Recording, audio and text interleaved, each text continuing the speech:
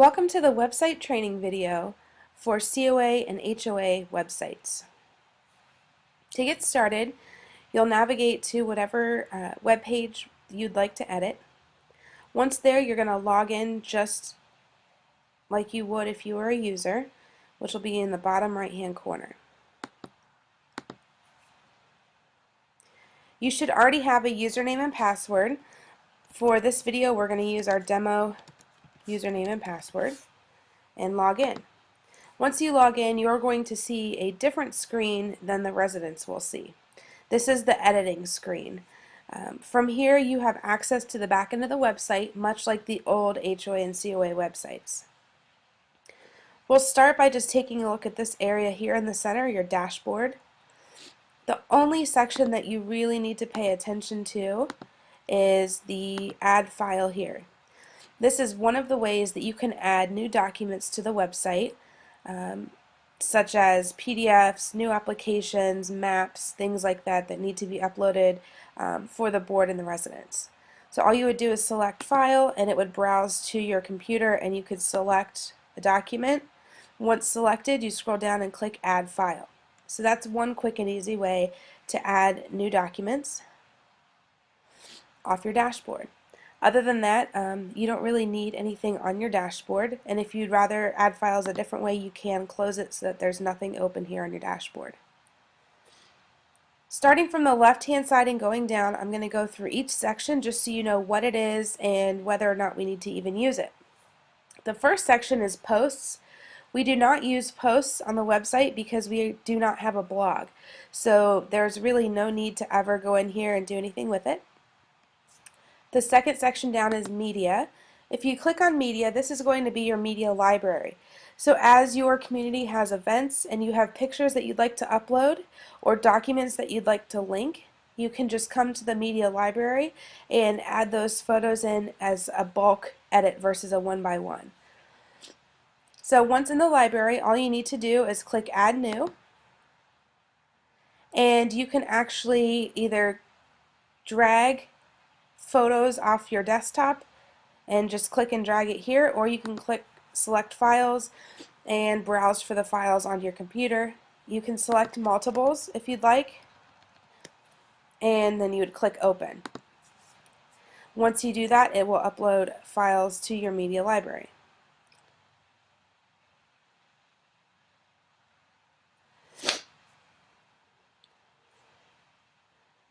Once you do that, it'll upload files to your media library.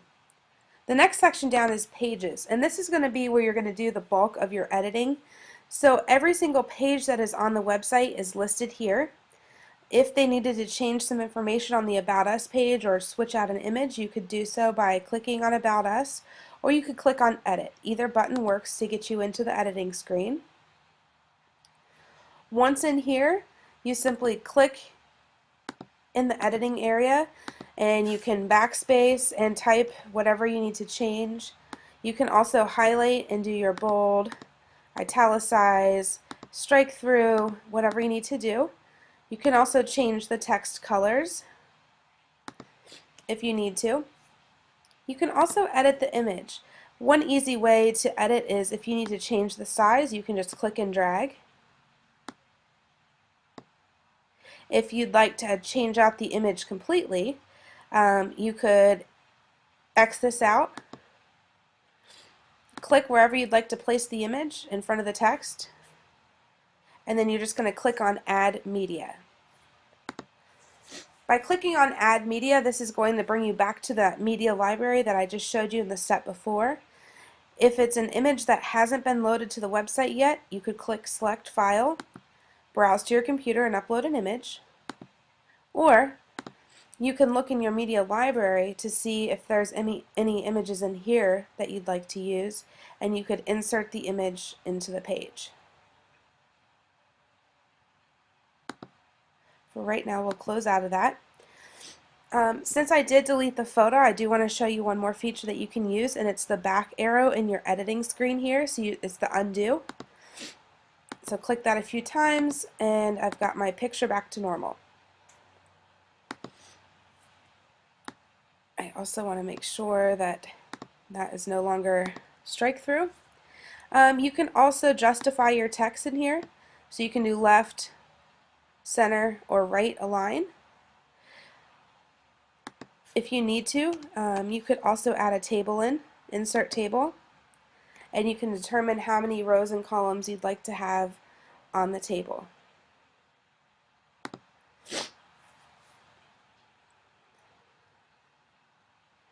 If you'd like to, you can also insert bullet points or numbers just by clicking this here, or backspace to get rid of it.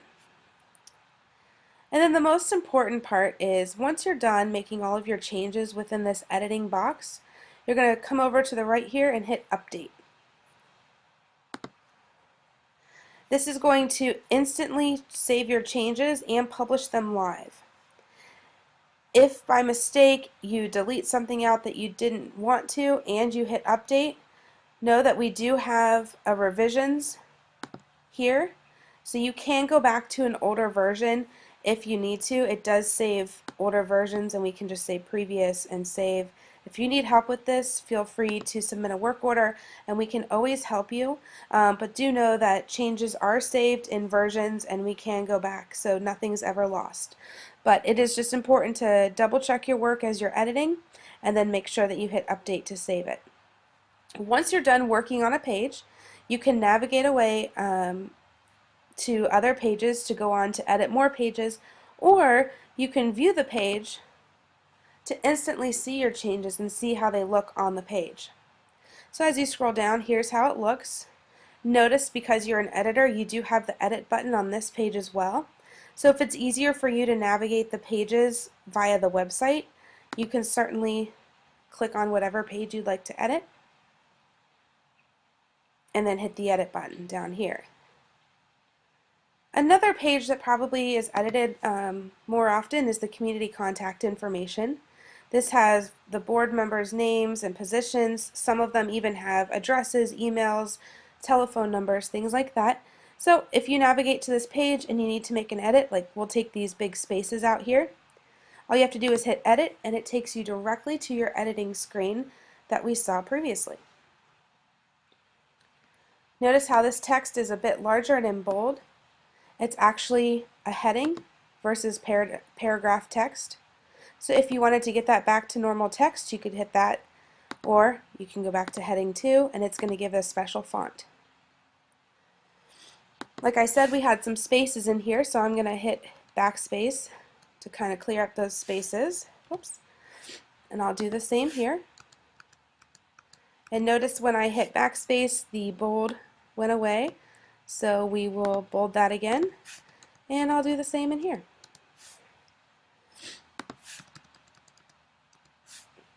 Once I've made all of my edits and everything looks good, then I'm going to hit update here.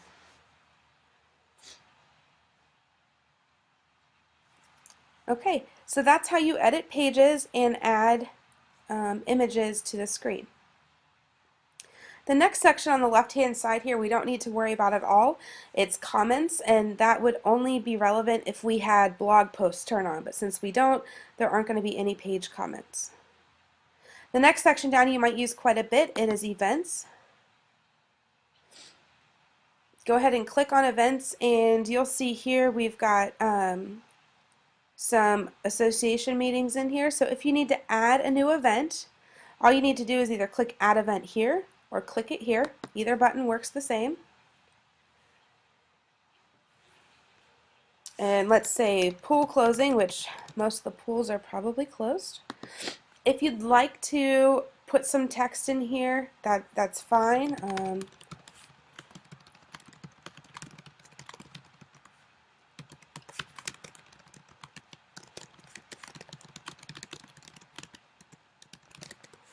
Let's say, for example, they just had a little note. And let's say the official pool closing was this coming Saturday the 20th. So you pick your date, you pick your time. You will need to scroll through to the time for the start time and the end time. So let's just say if it had a specific time, you could select them. So let's say it was 7 a.m. to, I don't know, 10 p.m. If it's an all-day event like a pool closing versus a meeting, you can simply check mark all day and it'll block that whole day saying that the pool closing events is that day. We can close that section. If you wanted to name the location, so if we had an actual address for the pool, you could put the, and I'm just making this up, you could actually put something in here if you wanted to. If it does not have a physical location or you don't want to put an address, just check mark this event does not have a physical location and it's gone. The only other thing that you really might want to do in the events is you are allowed to add a featured image. So if you had an image that you wanted to add, you could set featured image, and we're taken again back to that media library where you could insert photos if they're already in your media library, or you could just upload a file or a picture from your computer, whatever you want to do. Most events probably will not have an image because you're setting board meetings and things like that, but you do have the option to insert an image either on the calendar, which would be setting it here, or within the event, which would be setting it in here. And remember, we add an image by placing our cursor where we want the picture and clicking Add Media. And again, we're back to the media library. After you've got your event all filled in and looking how you'd like it to, you just hit Publish.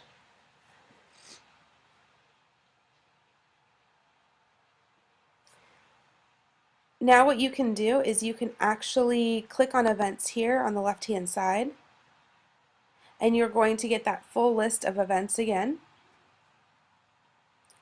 If you wanted to view the event that you just made, you could click on View, and it's going to list out the actual event info, versus if you click on events up here, you're going to see the actual event on the calendar. And then when people click on it, they can get more information about the pool closing. If you had had a picture in there, things like that, you could add that in. To get back to the editing screen from this particular page, you can always just click on Village Lake COA or whatever your website's called, or the dashboard link up here. Either one works. And it'll take you back to your editing area on your dashboard.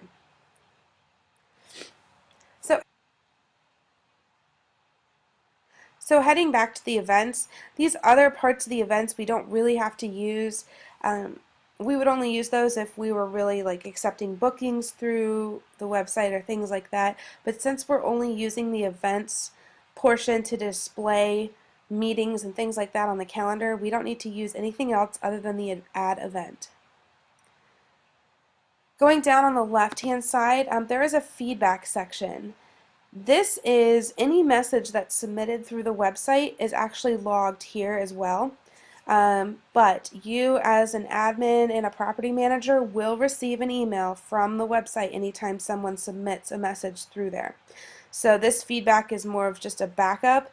But again, the emails should be coming to you. Both the property manager and the association manager is copied on that email. It comes through as a new contact form message from your website, and then you can actually reply to the person from that email. They should be including their email and name and whatever their question is.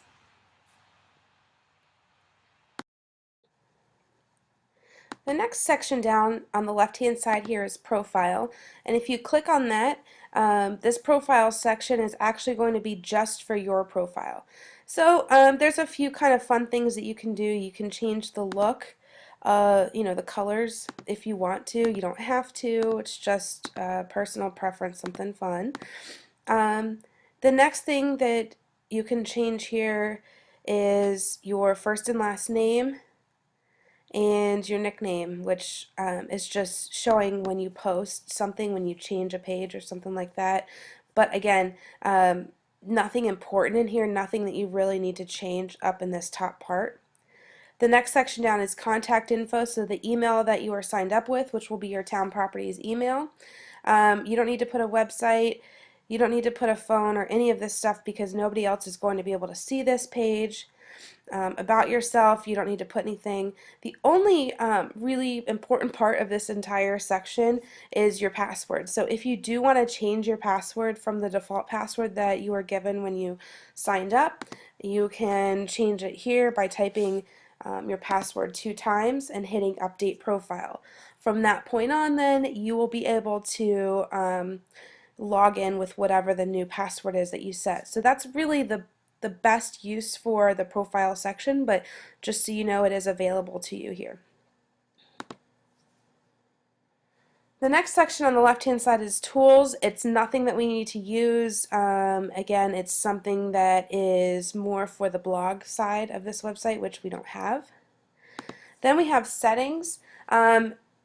Please don't do anything in here. It's nothing that we need to do. It's really just where we're sending the users, the residents of the website once they log in. So please don't set anything in there. SEO is something that we will handle, so nothing you need to worry about. This very last section, though, is something that you do want to take a look at. It's called WP File Base, and this is where you're going to be loading all of your files. So if you remember when we first logged in, I did show you that quick way to upload files if you wanted to. Well, this is the more advanced way, and this is where you're going to be able to create new file categories and put files into specific categories. So WP File Base on the left-hand side here. Right now, we're just looking at the uploader area. So again, it looks a lot like that main page. If you wanted to view all of the files, you click on Files on the left-hand side, and you'll see all of the files that are currently uploaded to the website. You can also see there's a categories section on the left-hand side. So right now we just have general documents and bylaws. If we wanted to add a new category, you just click Add New, and you're going to type in the category name, whatever you want to call it. Let's say Meeting Minutes. And all you need to do is just click Add New Category. So you just type the name and hit Add New Category. The screen will refresh here, so now you've got 3 different categories to choose from. And again, you can add as many categories as you'd like or as the board wants you to have. Then over on the left-hand side, you're going to go to Files. If you need to move files from one category to another, so let's say that we had a category called Improvement Applications. Obviously this is an improvement app, and right now it's in the General Documents, or you can see the category name here, General Documents. If we wanted to move that, all you need to do is click Edit. And then once in the file, you're going to scroll down until you see Category. And depending on what categories you've set, you could click on the category name, and that document will then be moved to that category once you click Update. So we're not going to do that right now, but I just wanted to let you know that's how you do it. So again, this is probably the most important section. If you have a bunch of files to upload at once, you can click on Batch Upload, and you can select multiple files from your desktop and literally just however many you need to, and you'd click Open, and they give it a few seconds and they'll all upload. Once they all upload, you're going to need to assign them to categories. So once they all upload in this screen, you're going to click Files. You'll see every single file, and from there you can edit and put them into categories.